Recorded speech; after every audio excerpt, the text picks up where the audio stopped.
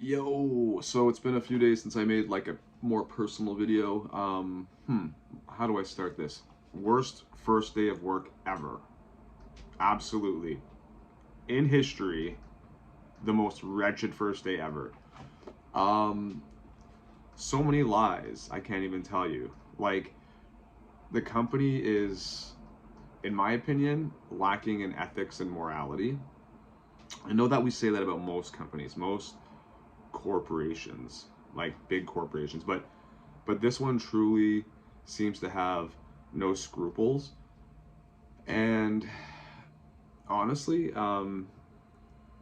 they clearly have a high turnover rate, which is why they seem to always be hiring and training and bringing people in because they have their own set of parameters. We'll call them parameters. Okay, if you don't make a sale within the first week of your training, only one sale. Okay, but remember, this is a high pressure telemarketing type gig where I'm like selling people an expensive service for something that they can do themselves. They don't need this to be done for them. And in fact, I would say that this is like it's like double what it should be charged. It is way overpriced. Okay, but they got to make a living. So the whole deal is like they want you to follow these scripts word for word. And when I say word for word, I mean like if it says, Johnny jumped 3 apples high, high, high, high, you better say Johnny jumped 3 apples high, high, high, high, and not Johnny jumped 3 apples high, high, high, or high, high, high, high, or high, high, high, low, or high, high, low, or high, low, high, or anything that is out of the script, if you get what I'm saying, okay? You have to say what is written in the script. And the hilarious part is that most of the time you're getting answering machines and you're not even getting a human being. It's like, I probably did like 50 calls, I would think, in like a matter of about 3 hours roughly. And I think I spoke to maybe like between 6 and 8 real humans. It's really hard to gauge because it becomes monotonous. Like, please leave a message. Okay, dial a number. Do do do. Please leave a message. Please leave a message. It's like, oh man, it's so brutal. And then there's even people that screen their calls where it's like, please leave a message, and then we'll see if they feel like talking to you. So they screen your call through their answer machine.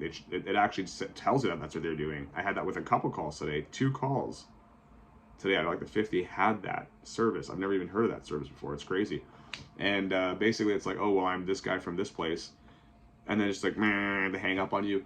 I had one older woman hang up on me today. Again, all I said was hi. This is my name. I'm calling from this place. Hung up. Again, following the script. Okay.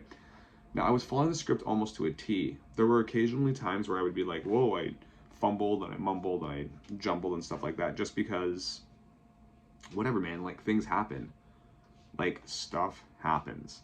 And yeah, I kind of like, I don't know, tripped over my tongue, or like I skipped like ahead and like maybe missed a couple words. Like the script is really long. Like honestly, if I was to write it down, like copy and paste it into like Microsoft Word, you'd probably get a word count of at least 500 words for like this one script. It was broken down like 3 paragraphs, with the middle one being like really the size of like 3 paragraphs. And what it is like you say hi to them, you introduce yourself, and then you go through the blurb of like their offer basically. But you don't really, there's no openings in that paragraph. That's why it's so massive. That alone is like a full page of like writing, I would say. Like you're just like blah blah blah blah blah blah blah blah blah blah blah blah blah blah blah blah, and then we'll do blah blah blah, and then blah blah blah, and then blah blah blah, and then blah blah blah, and then it like moves into like basically asking for payment. And I got in trouble for this. So I got pulled aside and I got in trouble today because on a person, get this, the person had already hung up on me, but I didn't hear a dial tone. I didn't hear them, and I was very certain that there was nobody there. But you're not allowed to hang up on people. Okay, that's like, unless you know that you've been hung up on, you're not allowed to hang up. And I didn't know. I was in the middle of delivering my speech, my word for word verbatim speech, again, I would say like I didn't do it 100% verbatim. I would say it was more like 90 or 80%. You know, closer to like 90 though. Okay, I would add in, you know, whatever little dirtbagisms like, um, you know, if it said like, you know, hi, how are you today? I would say, hey, how's it going? Instead, like, or whatever, maybe, you know, like maybe not exactly the same word, or like, hey, how are you today? I would say, hi, how are you today? Instead of, hey, hi. Like, do you know what I mean? Like, just like the most minor changes. One big change that I did, though, big one apparently, was that I didn't allow something to be, um, I think it was closed. I made it an open-ended question, which wasn't good because it gave the client a choice. And you see, they don't want that. That's what I got in trouble for. I got in trouble for being courteous because what I said was, at the end of the speech, when you're basically jamming this information down their throat and then asking for money, being like, hey, can I get like your credit card to take a payment? And when that happened, okay, when that happened, I said, um, blah, blah, blah. So we can either do it like this, or we can do the payment like this. If you do it like this, you'll save this much immediately. If you do it like this, you don't save anything, but it's still a good deal. Which is essentially what the script said. There I did kind of go off script a little bit, so there's part of my like 10% off, right? Because you're allowed to tell them about the discounts, but I just didn't deliver it exactly word for word the way it was written. And then right after that, I said, um, after I told them the two ways of paying, either like all up front or in installments, I said, what did I say?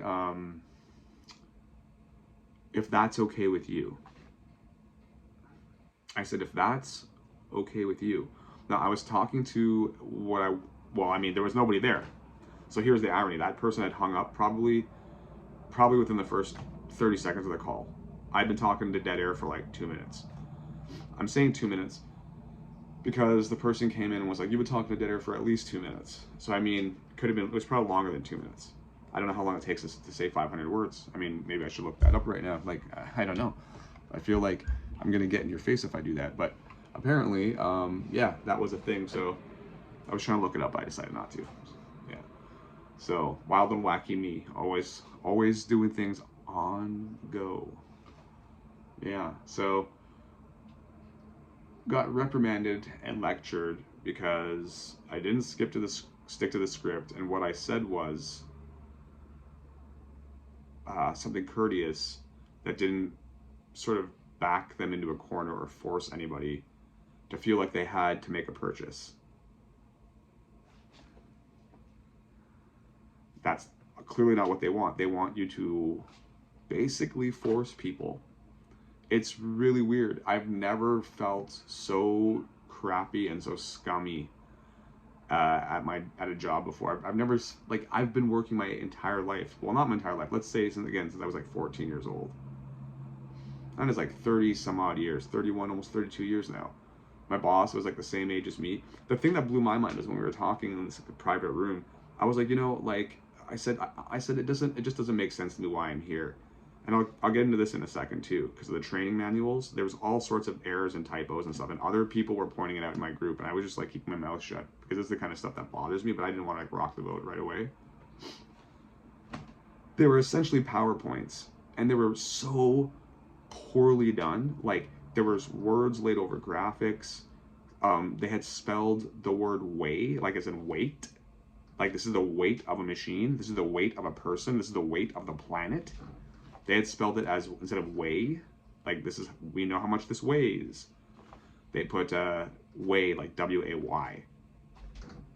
They're hiring people, or they have in-house people who make this training stuff for them, and it's full of typos like that. Like I counted at least 3 or 4 more, and I just let them go. There were grammatical errors and typing errors and spelling errors and like just like honestly stuff that you wouldn't expect from a multi-million-dollar corporation. And it's crazy too because like it's a Canadian corporation at its foundation, but so much of the training manual stuff and the training videos were all like American produced because they've now opened up in America. Their business is now also in the States, and you can see clearly again, Canada's not that important. The company was started and founded here and was here for like 30 years, I think, or something like that. Something like around there before it moved to the States. It's only been in the States for a little while, and yet they're training stuff that we're using here in Canada is coming from there. It's just like when I'm in school, half the stuff that we're learning is being sourced out of American textbooks for like psychology and stuff like that, and like, you know, addictions. It's like really, really strange and bizarre. Well, not so much the addiction stuff, let's say, but like the psychology and that sort of stuff. The stuff, especially like psychology and I'm trying to think of what else it was. I can't remember the names right now, but the first few courses in my program were pretty much all coming out of like American textbooks, and I was like, this is so like not applicable. The last little bit, it's been different, and it's been more Canadian focused because we're talking about like mental health and addictions. So there's a lot of like, you know, geographical subject matter on that. But yeah, it just shows you like there's such a lack. Like this country's just such a nothing. Anyhow, that's besides the point. But yeah, this job is just like, you know, I'm being managed by people who are clearly like high school dropouts, who are telling me, like I said, I was about to say this, and I'm, you know, again, I don't. It's not about tooting your horn. It's about knowing your value. And I'm not really sure that I understand how the job market works, or if I ever understood, because I was always under the understanding that like you applied for other jobs and we went to other work and stuff like that. You know what I mean? Like you would be hired. I know people say it's based on who you know. Now it very much is. Yes, that's how I got this job, or the opportunity for this job. But it seems like what's the point of having a degree, right? This is where I'm going with this. What's the point of having a degree or experience if nothing you've done counts for anything? If you have to walk into a business like me as a middle-aged man and start at the ground level without even having an opportunity to display your skills at the other stuff, like I make better PowerPoints than they were using to teach us. Like I promise you I do. My PowerPoints are like next level. If I could somehow monetize that skill, I would try and do that. I'm trying to figure out how, you know, besides YouTube videos, because I don't really have anything that I want to make slides for yet. Maybe I'll make a slideshow for my life. But yeah, I don't know. It's just weird to me. Totally bogus, predatory, ruthless, lacking ethics, lacking morals. Like, I don't know, man. The people who are there who are doing it, you can tell that they just don't have other options, which maybe I'm in that position too, but like, you know, I don't know. It's just, what I find is it's a lot of, like, what appear to me to be like white, sort of like high school dropouts. Like, they're the white Canadian women that like never really went to college or university, maybe never even, like I said, finished high school. And somehow they've gotten into managerial roles in these companies, which pay them like not very good money, but better than minimum wage at a grocery store, right? And better than a cashier at Walmart. So they cling and grasp onto them, right? And like the corporate overlord and their money is more important than anything else. I sometimes wonder how much, like, again, feminism and stuff like that, and it is tied clearly to industrialization and the economy and everything. I wonder how much they reinforce each other. Because most women are proud to be like that whole mama bear. I'm a mama bear. I'm a mama bear. It's like, yeah, that's the mama bear thing. The mama bear thing is also like they'll go and they'll do things that they hate for wages that are terrible because they got to be the mama bear. I know we all got bills to pay and stuff like that, but I mean, like, wage slavery is seriously getting out of control. Like, um, it's just gotten to the point where we're like people, because they're playing the game, they're allowing themselves to be taken advantage of and just making it worse for everybody else. So that the people who are like actually sane and logical, like me, end up looking like the jerks. But it's like, I don't know, I came across a video today on here which is really cool. Maybe I'll post it up. I liked it. Had a lot of views. You see, I'm not jealous of this one. It was an American guy talking about how Americans have, the average American has like, I think it was like, I think that they were too self-centered is what it was. The average American is like way too selfish or way too self-centered. yeah, that's what end stage capitalism and hyper individualism and individuality focus on the ego has created. It's like you and your choices and your style and your this matter so much. I mean, they do, but within the context of there being like 8 billion people, you're going to put a cap, a limit on how much they matter. Uh, let's be reasonable, right? There's way too many of us. The egos can't share the planet. It's just too much. Yeah. Anyhow, really strange. Yeah, really strange experience today. I've worked in another call center, and it was, again, there was sales on that, sales based. But I was there for 3 months before I got a sale, or 2 months. I think I got a sale my third month. I had 90 days pretty much to get a sale before they would pretty much boot you out. You had to the end of your probationary period. This place gave you 5 days. I think this is maybe why their turnover is so high. Not because people are getting up and quitting, but because of that. I'll say, like, honestly though, like, when I went in there, I was curious about what they had mentioned, because they had said that the wage was like they had verbalized, okay, that in my interview, that the wage was hourly plus commission. Now, when you hear hourly plus commission, what do you think? You think, well, I'm going to make an hourly wage plus a commission on top of that, right? Just stands to reason, right? Well, you'd be wrong in this case. For this company, it is not both. It is one or the other. There is an hourly wage and there is commission, but you don't get both. If you don't make a sale, then you don't get the commission. The commission is slightly higher, a little bit more than you would make if you added up all your hours in the day. So one sale a day is actually better than working the whole day. So if you get 2 sales a day, you're laughing. 3 sales, you're making good money. But if you only get 1 sale a day, it's not much better than your hourly wage adds up to be. It's a little bit better, but not much better. And your hourly wage is not really like a livable wage either. So you really need to be getting like 2 or 3 sales a day to be like getting anywhere, to be able to have any chance of living. It's very strange. Most of us, because there were 2 other people that asked on different occasions, and you could tell that it was a problem for them. And I actually didn't see one of them show up today. So I think that he was like, see ya, I did the first part of the training. I'm not coming in for the second half because you lied. Because they did. He asked, he said, so wait, you're telling me that it's not both? I don't get my hourly wage, and then if I sell something, I also get the commission on top of that? She was like, no, it's one or the other. And here's the caveat. There's a caveat to that. If you let's say, for instance, let's say you go the 5 days, for the first 5 days, the first week, without selling anything, they're going to fire you.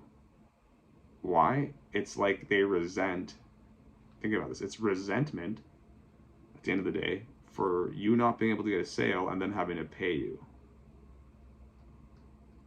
We're in a bad economy right now. This is the kind of thing that most people can and will do themselves when money is tight. Food comes first, mortgage or rent comes first, transportation comes first. This is a luxury item for most people. I was super concerned about this in training, and I asked about it.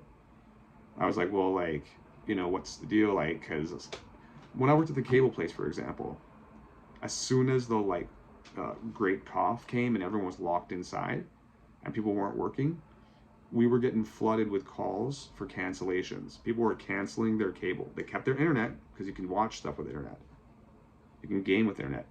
But people were canceling like crazy their television program, like packages or whatever, because it's like, that's an extra $100 a month that people they could use it on groceries. So I know like that luxuries go. My dad's business is a luxury business, our family business, and it's history. It's toast. So this place might have tons of places, okay? Might be whatever, franchised everywhere, but they're still trying to operate in a time period where they're not really they're not really the kind of business that people want to spend their money on. That's what it comes down to.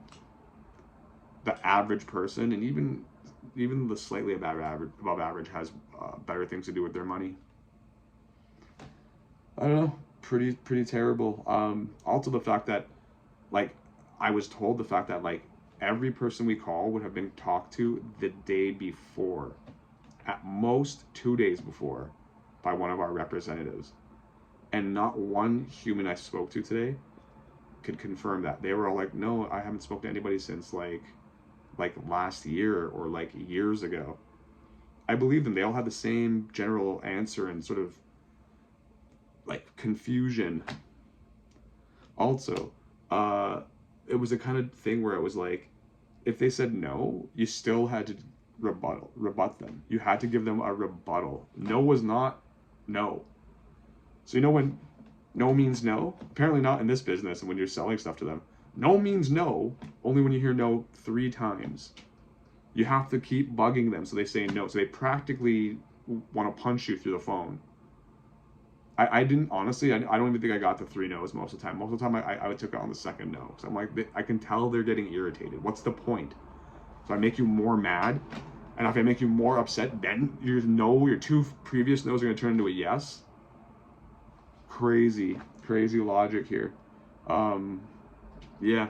So when I told the woman that I didn't really think that me saying, if that's okay with you, was the reason why a sale would fall through, which I mean, maybe it is, because I am leaving it more open than give me your money now. There would have had to been someone on the phone in order for me to screw that up. The guy hung up. He hung up as soon as he heard the name of the company. People love being called around dinner time, right? Or late afternoon, whatever it is, and being asked if they want to spend hundreds of dollars on a thing that they can do themselves.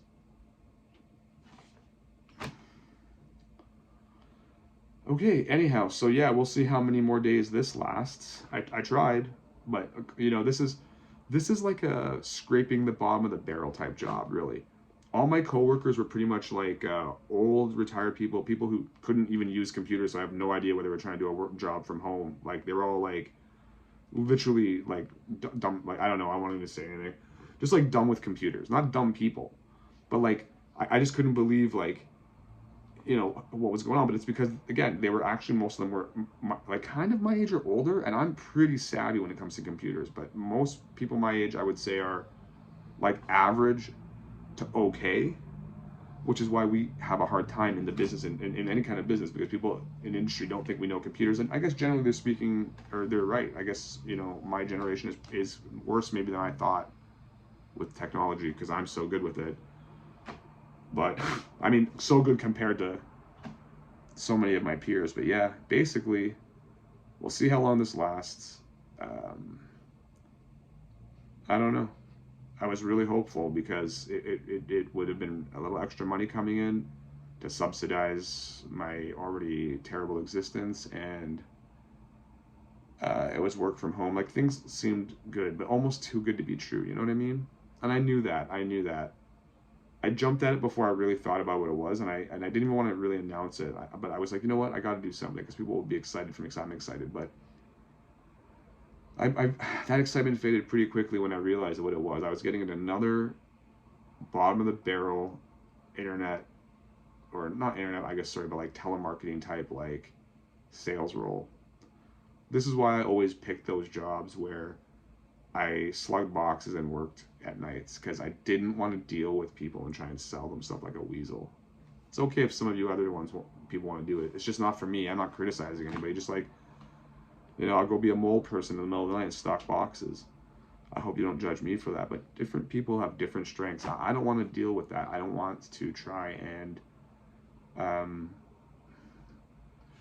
dazzle people with words and pressure them into, like, turning over their credit card information so I can get a commission, which is a few dollars more than my hourly wage would be. But if I don't get it, then I get fired. That's a conducive environment. I told her today too. I said, well, you know, like I said, telling us that, like, if we don't get a sale in the first week, it means like we're fired, pretty much sucks.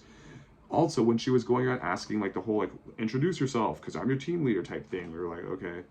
So I'm like, yeah, this is me. And I didn't want to get into too much of my personal life. And I look kind of young today, I think, because, you know, clean shaven and stuff. And I was like talking to her, this, that, and I look younger than normally, you know. And I didn't really want to say much, so I kind of just, like, trailed off and ended with, you know, I'm kind of quiet. which if I have a YouTube channel, we all know I'm not quiet, but like, I just didn't want to talk about myself personally. So I was like, yeah, I'm kind of quiet.